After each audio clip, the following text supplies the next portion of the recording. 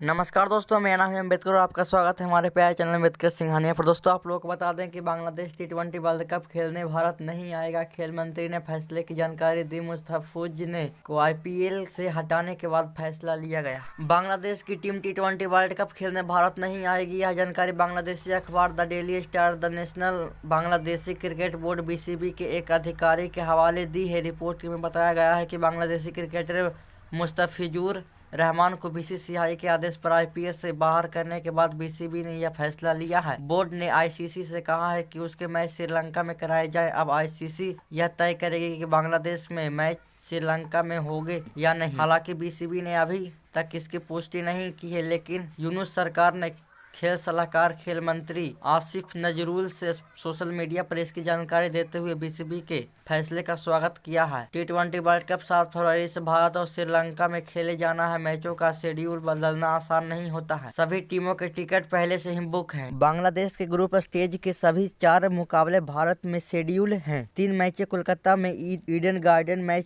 मैदान पर और 1 मैच मुंबई के वानखेड़े स्टेडियम में है। दोस्तों आप लोग T20 वर्ल्ड कप के बांग्लादेश का शेड्यूल आप यहाँ पर देख सकते हैं। बांग्लादेशी क्रिकेटर मुस्तफिजुर KKR से बाहर। इससे पहले 3 जनवरी को कोलकाता नाइट स्टार KKR ने मुस्तफिजुर को टीम से बाहर कर दिया। बांग्लादेश में अल्पसंख्यक हिंदुओं पर हो रही हिंसा के बीच उन्होंने टीम से हटाने की मांग उठा रही थी। इसके बाद BCCI ने शाहरुख खान की IPL टीम KKR को मुस्तफिजुर रहमान को हटाने का आदेश दिया था, जिसके बाद यह फैसला लिया गया। BCCI सचिव देवजीत सैकिया ने शनिवार को यह कहा था। हाल के दिनों में जो घटनाक्रम सामने आए हैं उनमें देखते हुए बोर्ड ने KKR को मुस्तफिजुर को रिलीज करने का आदेश दिया है। अगर फ्रेंचाइजी किसी रिप्लेसमेंट खिलाड़ी की मांग करती है तो उसे इसकी अनुमति दी जाएगी। बांग्लादेश में वहां पिछले 15 दिनों में 4 हिंदुओं की हत्या की चुकी है। IPL 2026 की शुरुआत 26 मार्च से होगी, जबकि लीग का फाइनल मैच 31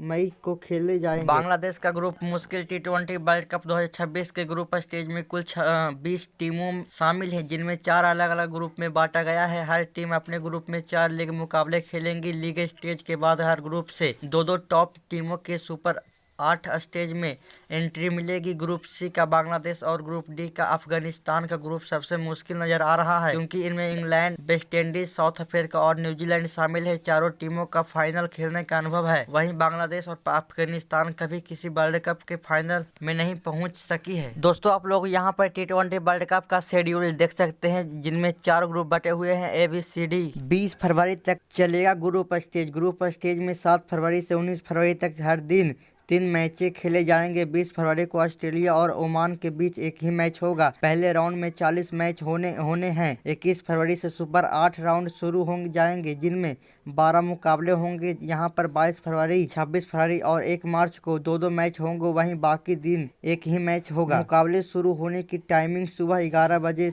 से लेकर दोपहर 3 बजे और शाम 7 बजे तक चलेगी। इसी के साथ दोस्तों बड़ी खबर उठ के आ रही है कि सऊदी से ज्यादा तेल है फिर भी दाने दाने को मोहताज है वेनेजुएला। कभी दुनिया का चौथा अमीर देश था। शॉपिंग के लिए लोग मियामी जाते थे। 3 जनवरी को अमेरिका ने हमला कर राष्ट्रपति निकोलस मदुरो को गिरफ्तार कर लिया। वेनेजुएला कभी दुनिया के सबसे अमीर देशों में से शामिल हुआ करता था, आज कंगाल हो चुका है। जी हाँ दोस्तों, आप लोगों को बता दें कि कभी दुनिया के सबसे अमीर देशों में गिनते हुआ करता था वेनेजुएला को, वहीं आज वहाँ के बच्चे कुपोषण जन्म ले रहे हैं भूखमरी के कारण। यह कहानी एक ऐसे देश की है जिसके पास सऊदी अरब से भी ज्यादा तेल है, लेकिन पिछले 1 दशक में उसने अपनी कंपनी 80% GDP गंवा दी है। अपनी दुनिया के सबसे अमीर देशों में शामिल इस देश ने अपनी दौलत का ऐसा मिसमैनेजमेंट किया है कि आज वहां के लोग देश छोड़ रहे हैं। बात हो रही है वेनेजुएला की, जिस पर शनिवार 3 जनवरी को अमेरिका ने हमला कर राष्ट्रपति निकोलस मदुरो को गिरफ्तार कर लिया है। हजारों किलोमीटर दूर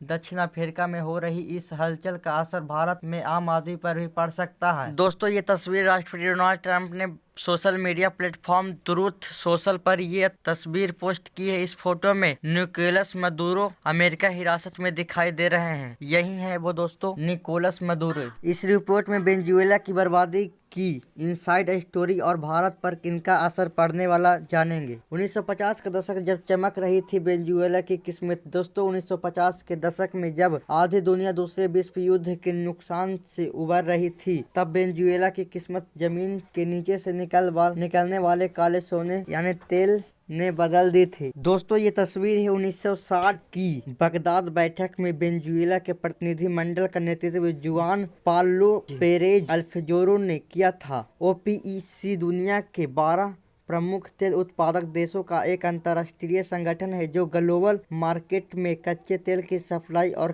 कीमतों को नियंत्रण करने का काम करते हैं। 1970 के दशक में जब पूरी दुनिया में तेल संकट आया और कीमतें आसमान छूने लगी, तो वेनेजुएला के घरों में डॉलर की बारिश होने लगी। इस दौरान के किस्से आज भी मशहूर हैं। लोग वीकेंड पर शॉपिंग करने के लिए सीधे मियार उड़कर जाते थे। वेनेजुएला दुनिया के सबसे महंगे स्कॉच, व्हिस्की और शैंपेन के सबसे बड़े खरीदार में से एक था। जनता को लगने लगा था कि अब मेहनत करने की जरूरत नहीं है। इसकी प्रति व्यक्ति आय स्पेन, ग्रीन और इजराइल जैसे विकसित देशों में भी कहीं ज्यादा थी। 1976 में सरकार ने तेल इंडस्ट्री और राष्ट्रीयकरण कर दिया और सरकारी कंपनियां पीडीवीएसए बनाई। यह दुनिया की सबसे मुनाफे वाली तेल कंपनियों में से एक थी। 1960 के दशक की शुरुआत में वेनेजुएला को एक अमीर देश माना जाता था। 1958 में लोकतंत्र की वापसी के बाद राष्ट्र विकास की राह पर तेजी से आगे बढ़ रहा था वेनेजुएला। दोस्तों आप लोग यहाँ दुनिया के 10 सबसे बड़े तेल भंडार वाले देशों जान सकते हैं। बर्बादी की शुरुआत 3 मुख्य वजहों से डूबी इकोनॉमी। इस इतिहास में बिना किसी युद्ध के किसी देश की अर्थव्यवस्था का सबसे बड़ा कोलैप्स है। पिछले एक दशक में इस देश ने वह सब खो दिया जो उसने 70 सालों में कमाया था। Dutch disease. वेनेजुएला ने अपनी पूरी ताकत सिर्फ तेल निकालने में लगा दी। उन्होंने खेती, फैक्ट्री और दूसरे बिजनेस पर कभी ध्यान ही नहीं दिया। नतीजे ये हुआ, सुई से लेकर खाने तक के लिए ये दूसरे देशों पर निर्भर रह गए और तेल के बदले सामान खरीदने लगे। दूसरा कारण है पॉपुलिस्ट नीतियाँ। 1999 के बाद सरकार ने देश के भविष्य के लिए निवेश करने का ब्याज मुक्त ब्याज योजनाओं में पैसा उड़ा दिया। जब तक तेल महंगा था सब ठीक रहा, लेकिन जैसे ही तेल की कीमतें गिरी, सरकार के पास सैलरी देने तक के पैसे नहीं बढ़े। और दोस्तों तीसरा मुख्य कारण है भ्रष्टाचार और ब्रेन ड्रेन। सरकारी तेल कंपनी पीडीवीएसए में काबिल इंजीनियरों को हटाकर राजनीतिक वफादारों को भर दिया गया। इससे तेल उत्पादन की तकनीकी खराब हो गई और देश के 60 लाख से ज्यादा पढ़े लिखे लोग, डॉक्टर, इंजीनियर देश छोड़कर चले गए, जिस कारण वहां की इकोनॉमी में भारी गिरावट देखने को मिली। दोस्तों इस ग्राफ के माध्यम से 2012 में सबसे ज्यादा अमीरी और 2025 में गरीबी का लेवल देख सकते हैं वेनेजुएला की। और दोस्तों आज की स्थिति 80% जीडीपी खत्म, महंगाई आसमान पर। 2018 के आते आते यहाँ महंगाई की रफ्तार 1,30,30,000 के पार चली गई। वहाँ के लोग 1 दर्जन अंडे खरीदने के लिए भी नोटों से भरा झोला ले जाने के मजबूर। नोट गिनते नहीं थे, बल्कि तराजू से एक पल्ले पर सामान और दूसरे पल्ले पर नोटों की गड्डी रखी जाती थी।